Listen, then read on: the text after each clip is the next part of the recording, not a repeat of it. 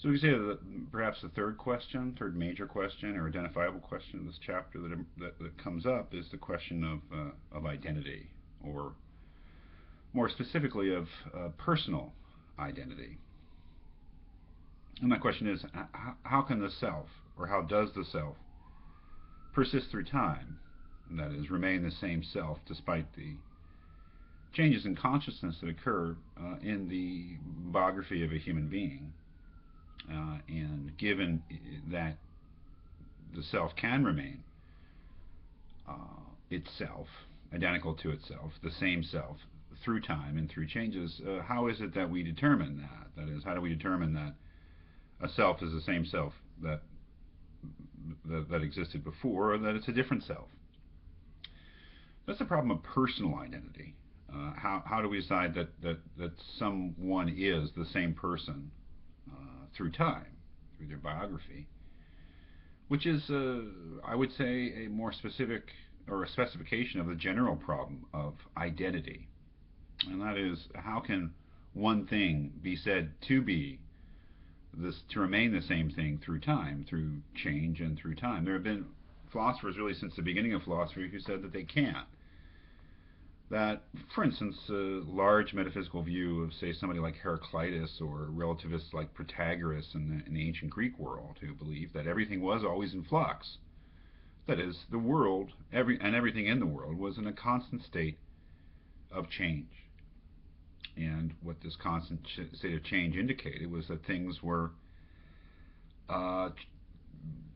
different things were emerging all the time. That you couldn't say that one thing was the same as what appeared to be the earlier version of that thing, because now it's different. It's made of different things. It's got different characteristics. So most philosophers have not liked that idea of eternal flux, and they've looked for some kind of medium position that would accommodate change, but say that some things remain the same. And certainly Plato and Aristotle, the greatest of the ancient philosophers, were very concerned with this question. Granted that some things do change, unlike some other philosophers like Parmenides, another ancient philosopher who believed that change itself was an illusion. Plato and Aristotle both granted that some things do change, but that other things remain the same, and that this was a sort of more rational view of the world. Focusing on a thing, though, we have our normal, informal, intuitive ways of identifying and re-identifying the same thing. Any physical object, let's say, I have this pen. Okay, here's a normal physical object, an ordinary cheap ballpoint pen. I believe that it's this is, if I put it in front of the camera now, and that I take it away, and I take it out of sight, and it comes back, that it's the same pen it was. I think everyone could agree, unless I was playing some kind of trick, which I'm not. If I take the cap off, okay, get it back in front of the camera. If I take the cap off and completely lose the cap, I would say it's also the same pen. If I chew on it, as is my bad habit, and it gets a bunch of tooth marks on it, I would say it's still the same pen. The pen has now changed, but it's remained the same pen. I would say intuitively that it is the same pen it was, and that a year from now, despite a number of physical changes, it'll have less ink in it. It'll physically, its surface will be less smooth, and maybe other things about it that will have changed. That it's the same pen that it was, let's say, a year before. But there are some very interesting paradoxes that are introduced in this essay. What about is it Jason's ship, the Argo? Say Jason, the Greek hero, goes off in his ship for years, and that the ship is continually being repaired while he's at sea, and new materials being added to replace old, broken, and worn out material in the ship, and the worn out material gets thrown overboard. And after a certain number of years, let's say every single bit of the original ship has been replaced. So the ship is made of entirely different components than it was when it began. Is it the same ship? That's a great question. Jason would surely say that he's sailing in the Argo, and that it's the same ship that he left home with. But if we think about it, if it's made of entirely different stuff, is it the same ship? Of course, he's already mentioned I guess it's true, except for the brain, that our bodies are made of entirely different stuff. Every few years they sort of change over in terms of cells, because brain cells don't replenish themselves, unfortunately, but the rest of our body's cells do.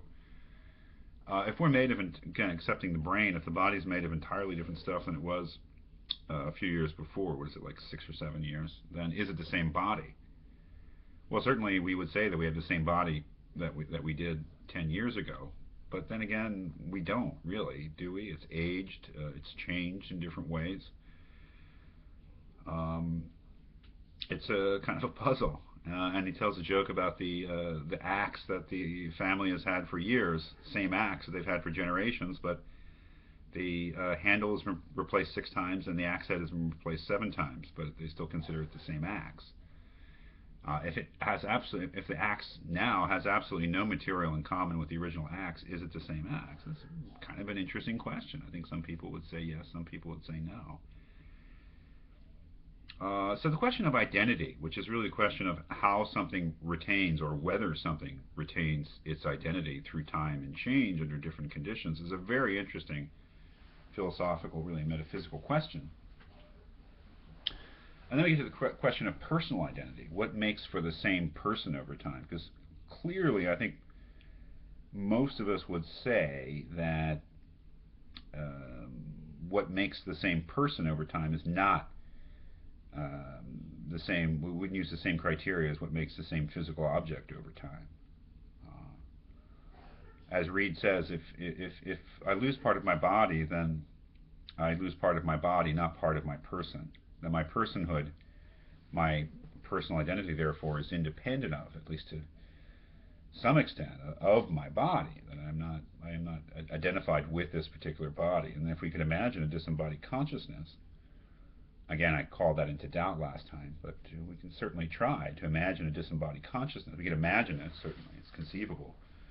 But there would be a conscious being that would have thoughts and at least perceptions of itself. Who knows how it would have perceptions of the outside world. That did not have a body. We can imagine that. What would make it the same person over time, if not this having the same body, albeit a body that's changed? So what are the conditions and the criteria for personal identity? Well, Locke had a very brilliant idea, and a very influential idea, and that is a certain continuity of memory is what makes for the same person. That is, if I am the same person that I was 10 years ago, then I must remember, to some degree, being that person, and I must have in my consciousness memories of the experiences of the person I was 10 years ago, or of my experiences 10 years ago. It's well put on page 130 in a section called "The Brave Officer." Locke says that it is, quote, the same consciousness that makes a man be himself to himself, unquote, and neither the subject nor third parties looking on care whether that consciousness is carried by enduring substances or by a succession of different ones. That has something else to do with the discussion. He himself goes on to expand the emphasis on consciousness by claiming that a person A at a time is the same as person B at an earlier time, only insofar as A is conscious of B's experiences. In other words, A must remember thinking what B thought, and remember sensing and feeling and acting as B sensed and felt and acted. That is, if we have no relation to a set of experiences, if we cannot remember them, if in no way can we recall them, if we have no impression of them, then can they be said to be our experiences? I can remember turning the computer on. I can remember starting with these talks tonight.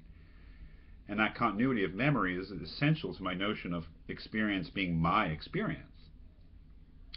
I can't remember certainly everything that happened 10 years ago, but I can remember enough of what happened 10 years ago to be sure that I am the same person, that I am connected with those experiences, that my present experiences comprehend my earlier experiences. And Locke says that that continuity of consciousness is what really makes the same person. And what guarantees the continuity of consciousness is, in some way or another, being able to recall previous experiences as your experiences. Well, again, I think it's Thomas Reed who makes the so-called brave officer objection. And this is the bottom of page 131. Suppose a brave officer to have been flogged when a boy at school for robbing an orchard, to have taken a standard from the enemy in his first campaign, and to have been made general in advanced life.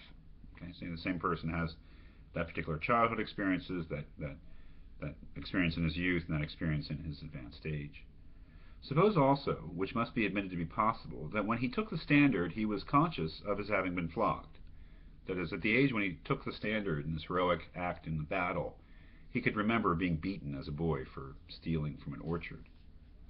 And that, when made a general, he was conscious of his taking the standard. That is, when he was made a general in later life, he could remember this heroic act of taking the standard, taking the enemy's flag, I think, in battle. But had absolutely lost the consciousness of his flogging. That is, by advanced age, he could remember what he did in battle, but he couldn't remember being flogged, basically being beaten as a kid. These things being supposed, it follows from Mr. Locke's doctrine that he who was flogged at school is the same person who took the standard, because that person who took the standard can remember being flogged at school. And that he who took the standard is the same person who was made a general, because when he was made a general he could remember taking the standard. Whence it follows, if there be any truth in logic, that the general is the same person with him who was flogged at school. But the general's consciousness does not reach so far back as his flogging. Therefore, according to Mr. Locke's doctrine, he is not the person who is flogged. Therefore, the general is, and at the same time is not, the same person with him who was flogged at school. You can see that this continuity of consciousness criterion for personal identity under certain circumstances can raise paradoxes.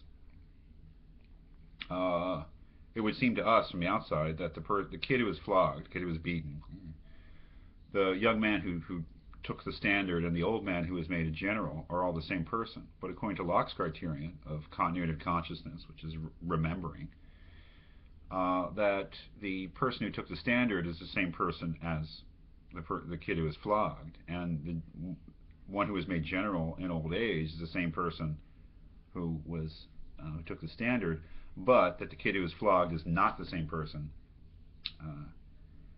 who was made general in advanced age, because that general in advanced age does not remember that experience. There's no continuity. And of course this raises some paradoxes, right? According to Locke's own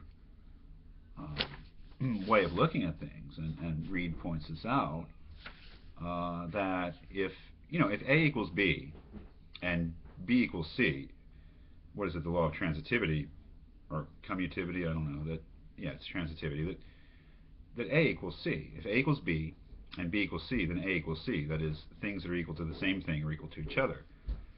But think of the way that Locke is doing it. A, the boy who was flogged, equals B, the man who took the standard, and B, the man who took the standard, equals C, the man who was made general in advanced age.